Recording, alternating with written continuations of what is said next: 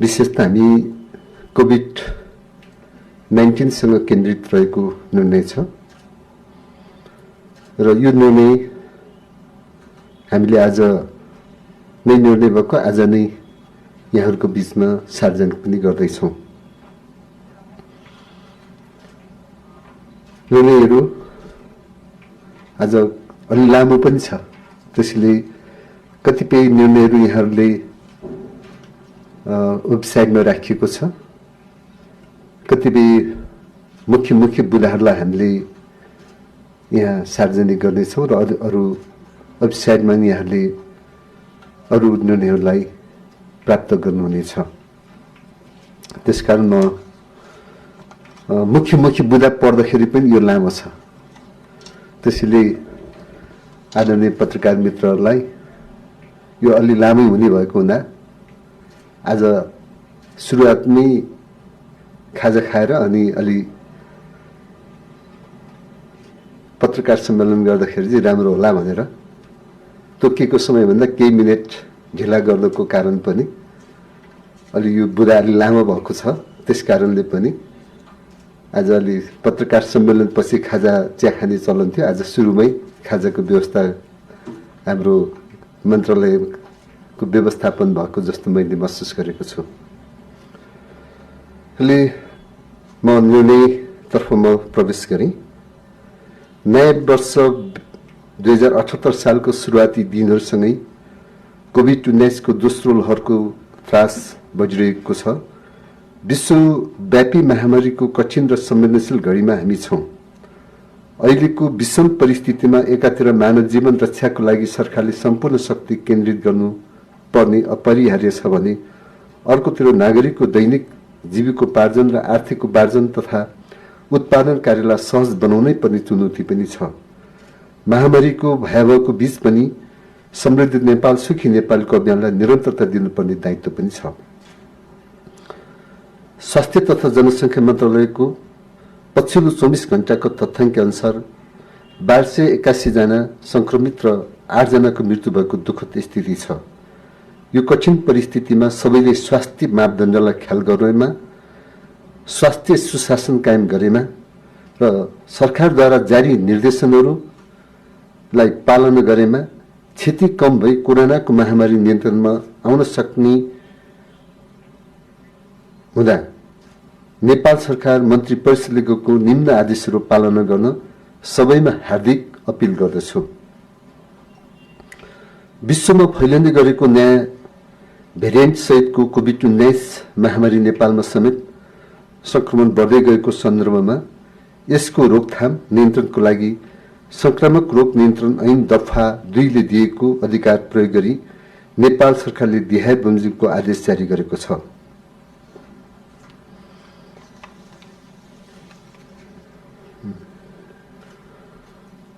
यसमा मैले फेरि दोहोऱ्याउँछु, विश्वभरि फैलिँदै गरेको नयाँ भेरिएन्ट सहितको कोभिड-19 महामारी नेपालमा समेत संक्रमण बढ्दै गएको सन्दर्भमा सोको रोकथाम तथा नियन्त्रणको लागि संक्रामक रोग ऐन 2020 को दफा 2 ले दिएको अधिकार प्रयोग गरी नेपाल सरकारले दिहाय बमोजिम आदेश जारी गरेको छ।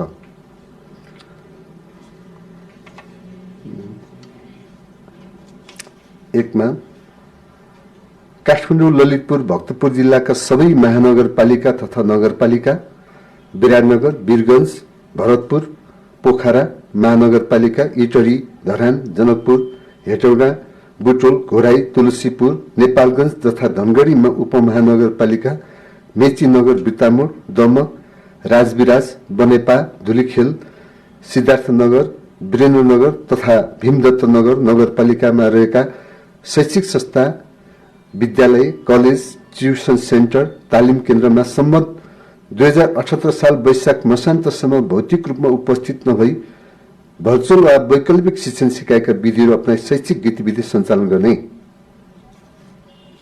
विद्यालय र कलेजका पूर्व निर्धारित परीक्षा तथा चिकित्सा शिक्षाका सबै किसिमका प्रयोगात्मक तथा जनस्वास्थ्यका मापदण्ड पालन गरी सञ्चालन गर्ने। यसमा चाहिँ विशेष चाहिँ चिकित्सा शिक्षाका लागि हामीले स्वास्थ्य मापदण्ड अपनाई सञ्चालन गर्ने भनेका छौँ। यसलाई पूर्ण बन्द भएको छैन।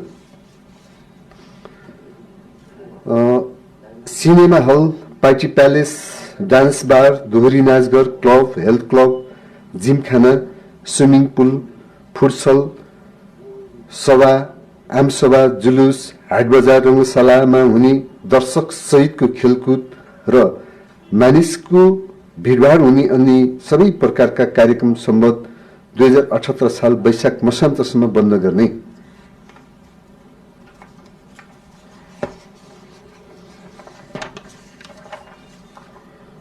मठ मन्दिर, मस्जिद, गुम्बा, चर्च लगायतका धार्मिक स्थलमा जनस्वास्थ्यका मापदण्ड पालन गर्ने गरी सम्बद्ध 2078 साल वैशाख मसान्तसम्म नित्य पूजा, ध्यान र प्रार्थना मात्र गर्ने गराउने। 5. एक पटकमा 25 जना भन्दा बढी हुन नहुने कुनै पनि सामान अनावश्यक नछुने, 2 व्यक्तिको बीचमा 2 मिटर दूरी कायम गर्ने, मास्क अनिवार्य गर्ने, पटक पटक साबुन पानीले हात धुने वा सेनिटाइज गर्ने गरी शपिङ मल, डिपार्टमेन्टल स्टोर सञ्चालन गर्ने। जनस्वास्थ्य सम्बन्धी मापदण्ड पालन गर्ने गराउने दायित्व सम्बन्धित व्यवस्थापक वा सञ्चालकको हुने। 6.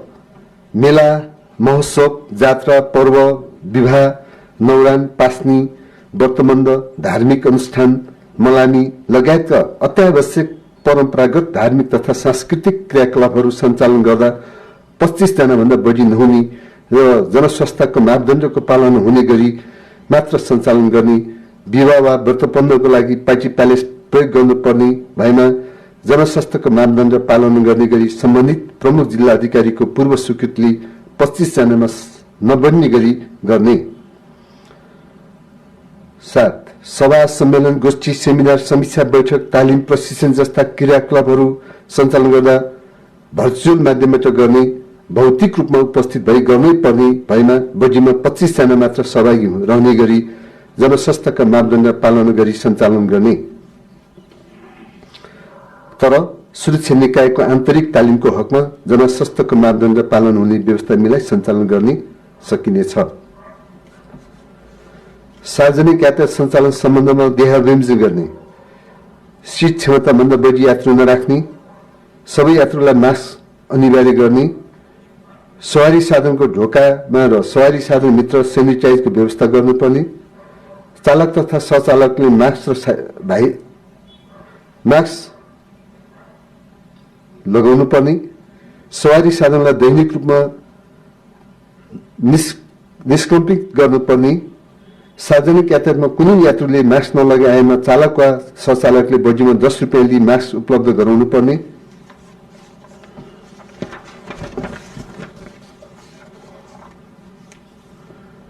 मास्क नलगाउने व्यक्तिलाई सवारी साधनमा प्रवेश गर्न नदिने, लामो दूरीमा चल्ने सार्वजनिक यातायातमा बीच बाटोमा थप यात्रु नचढाउने गरी सुरु गन्तव्यदेखि अन्तिम गन्तव्यसम्म यातायात सञ्चालन गर्ने र यात्रुहरूको विवरण जिल्ला कोभिड-19 संकट व्यवस्थापन केन्द्र DCCCMC-लाई उपलब्ध गराउने। आन्तरिक हवाई उडान सञ्चालन सम्बन्धमा देहाविमोचन गर्ने। चालक दल तथा सबै यात्रुलाई मास्क तथा सेनिटाइज अनिवार्य गर्ने। हवाई जहाजभित्र सेनिटाइजको व्यवस्था गर्नुपर्ने। प्रत्येक उडानपछि हवाई जहाजलाई र ब्यागेजलाई निसंक्रमित गर्नुपर्ने। चेक इन प्रतीक्षालय, बोर्डिङ प्याकेज क्लेम गर्ने स्थानमा भिडभाड हुन नदिने र जनस्वास्थ्यका मापदण्ड लागू गर्ने। 10. कार्यालय र पसल जस्ता सार्वजनिक स्थलमा सेनिटाइजर र मास्कको प्रयोग अनिवार्य गर्ने। कुनै व्यक्तिले मास्क नलगाए आएमा व्यवस्थापकले बढीमा 10 रुपियाँ लिई मास्क उपलब्ध गराउने। मास्क नलगाउने व्यक्तिलाई कार्यालय तथा पसलमा प्रवेश गर्न नदिने। 11. होटल तथा रेस्टुरेन्टले बिहान 8 बजेदेखि बेलुका 8 बजेसम्म देहाविमोचनका मापदण्ड पालन गरी सेवा दिने र सो समय पश्चात होम डेलिभरी मात्र उपलब्ध गराउने। राष्ट्रिय राजमार्गहरूमा सञ्चालित होटल तथा रेस्टुरेन्टले जनस्वास्थ्यका मापदण्ड पालन गरी भिडभाड नहुने व्यवस्था मिलाई आलो पालो गरी सेवा दिने। 13. नेपाल राष्ट्र ब्याङ्कले सबै बैंक तथा वित्तीय संस्थामा सेवा तथा कार्यको लागि विद्युतीय भुक्तानी प्रणाली लागू गर्न सहजीकरण गर्ने। सेवा शुल्क र महसुल अग्रिम वा एकमुष्ट रूपमा बुझाउन चाहनेलाई सो बमोजिम गर्न सक्ने गरी व्यवस्था मिलाउने। 14 नियमित रूपमा सञ्चालन हुनुपर्ने स्वास्थ्य सेवाहरू जनस्वास्थ्यको मापदण्ड पालना गरी नियमित सञ्चालन गर्ने। 15 कोभिड-19 को रोकथाम, नियन्त्रण, उपचार र अनुगमन सम्बन्धमा स्वास्थ्य तथा जनसङ्ख्या मन्त्रालयले दिशानिर्देश गर्ने।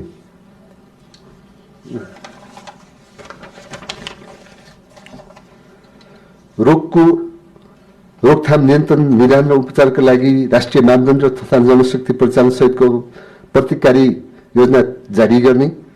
अस्पतालमा निश्चित बेड छुट्याई कोभिड केयर युनिटमा सेवा दिने सम्बन्धमा आवश्यक आदेश जारी गर्ने।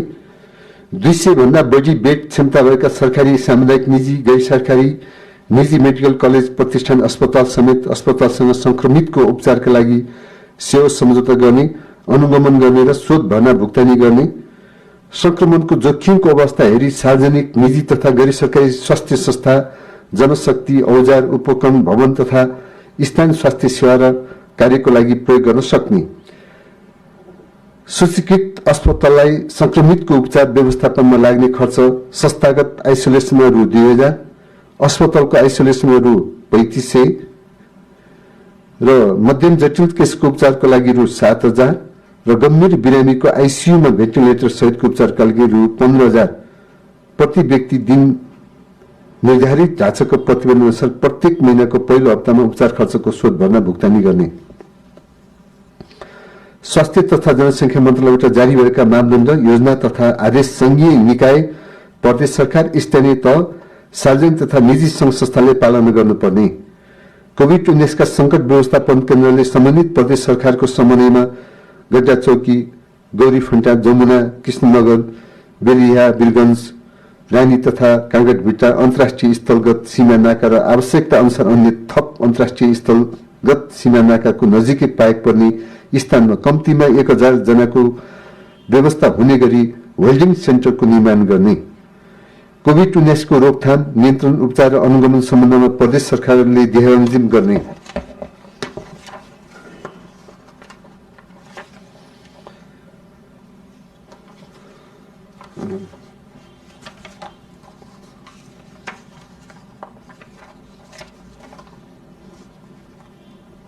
पछिदेखि 200 बेड क्षमता भएका सरकारी, सामुदायिक, गैर सरकारी, निजी अस्पतालसँग संक्रमितको उपचारका लागि सम्बन्धित प्रदेशको सामाजिक विकास मन्त्रालयको सेवा सम्झौता गर्ने, अनुगमन गर्ने र शोध भर्ना भुक्तानीका लागि स्वास्थ्य तथा जनसङ्ख्या मन्त्रालयमा सिफारिस गरी पठाउने। होल्डिङ सेन्टर, संस्थागत आइसोलेसन र संस्थागत क्वारेन्टाइनको व्यवस्थापन गर्ने। उपचार सम्बन्धमा अस्पताल व्यवस्थापन, प्रयोगशाला, अक्सिजन तथा भेन्टिलेटर समेत रेफरल एम्बुलेन्स र एयर लिफ्ट समेतको व्यवस्था मिलाउने। Quarantine, isolation, case investigation, contact tracing, उपचार व्यवस्थापन, परीक्षण लगायतका कार्यको लागि अत्यावश्यक सामग्री खरिद तथा जनशक्ति परिचालनका आवश्यक व्यवस्था मिलाउने।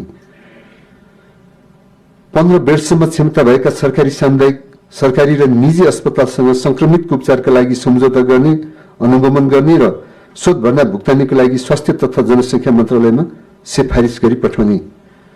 होम क्वारेन्टाइन र होम आइसोलेसनमा रहेका व्यक्तिको स्वास्थ्य निगरानी तथा अनुगमन गरी थप जाँच वा उपचार आवश्यक पर्ने देखिएमा प्रयोगशाला र अस्पतालसँग समन्वय गरी त्यस्तो संस्थासम्म पुर्याउने काममा सहजीकरण गर्ने।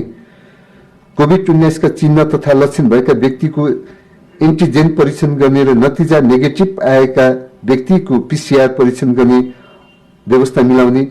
नतिजा पोजिटिभ आएका व्यक्तिको निकट सम्पर्कमा आएका व्यक्तिको पहिचान गरी एन्टिजेन परीक्षण गर्ने। आवश्यकता अनुसार आफ्नो स्थानीय तहभित्र स्वाब संकलन गर्ने व्यवस्था मिलाउने। स्थानीय तह अन्तर्गतका स्वास्थ्य संस्थामा चिकित्सक, स्वास्थ्यकर्मी तथा अन्य आवश्यक जनशक्ति तथा आवश्यकता अनुसार स्वयंसेवक परिचालन गर्ने गराउने।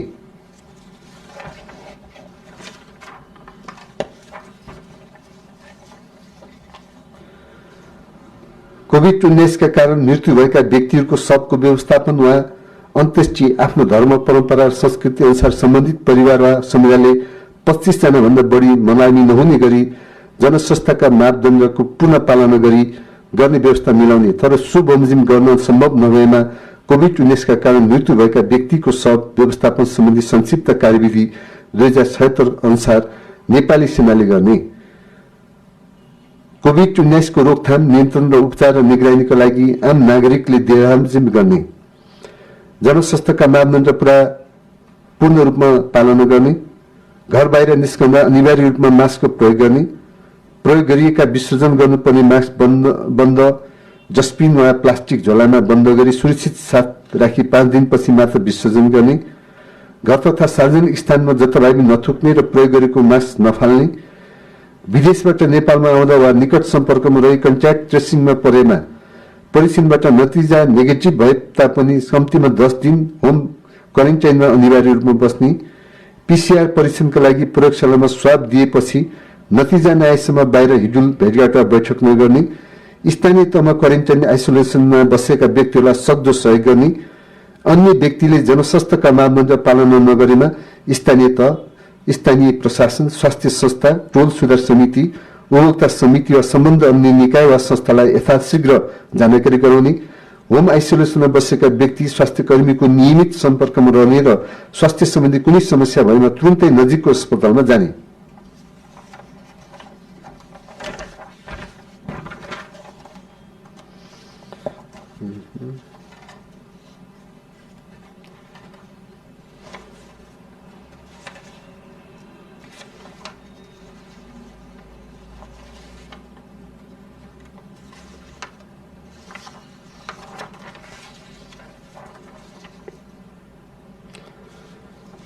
अन्तर्राष्ट्रिय स्थलगत सीमा नाकाबाट प्रवेश गर्ने व्यक्तिलाई क्वारेन्टाइन, आइसोलेसन वा गन्तव्यमा पुर्याउन स्थानीय तहलाई आवश्यक सहयोग पुर्याउने, आइसोलेसन केन्द्र र अस्पतालले शोध भर्ना भुक्तानीबाट प्राप्त रकम मध्येबाट पहिचान, परीक्षण र उपचारमा प्रत्यक्ष संलग्न चिकित्सक, स्वास्थ्यकर्मी र सहयोगी कर्मचारीको जोखिम भत्ता प्राथमिकताका साथ उपलब्ध गराउनु पर्ने, महानगरपालिकामा 1000 भन्दा बढी, उपनगरपालिकामा 500 भन्दा बढी, नगरपालिका वा गाउँपालिकामा 200 भन्दा बढी सक्रिय संक्रमित देखिएमा त्यस्तो महानगरपालिका, उपमहानगरपालिका र नगरपालिका वा गाउँपालिका क्षेत्रलाई उच्च जोखिम भएको क्षेत्र मानिने सो क्षेत्रमा स्थानीय प्रशासनले यस आदेशमा उल्लेखित विषयका अतिरिक्त अन्य नियन्त्रणका व्यवस्था लागू गर्न सक्ने।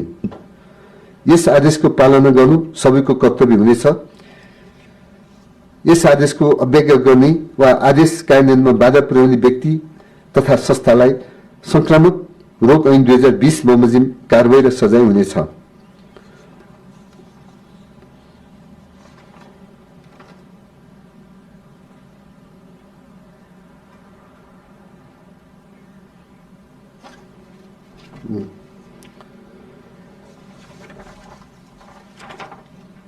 यो आदेशको कार्यान्वयन गर्नमा कोभिड-19 संकट व्यवस्थापन केन्द्र, प्रदेश कोभिड-19 संकट व्यवस्थापन केन्द्र, जिल्ला कोभिड-19 संकट व्यवस्थापन केन्द्र र स्थानीय तहमा रहेको स्थानीय कोभिड-19 संकट व्यवस्थापन केन्द्रले समन्वय र सहजीकरण गर्ने र प्रत्येक केन्द्रले माथिल्लो संकट व्यवस्थापन केन्द्रमा नियमित रूपमा प्रतिवेदन गर्ने।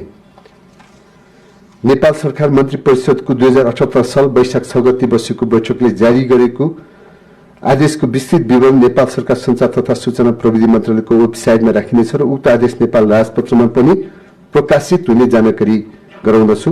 साथै पहिलो चरणमा कोरोना भाइरस विरुद्धको खोप लगाएकालाई भोलि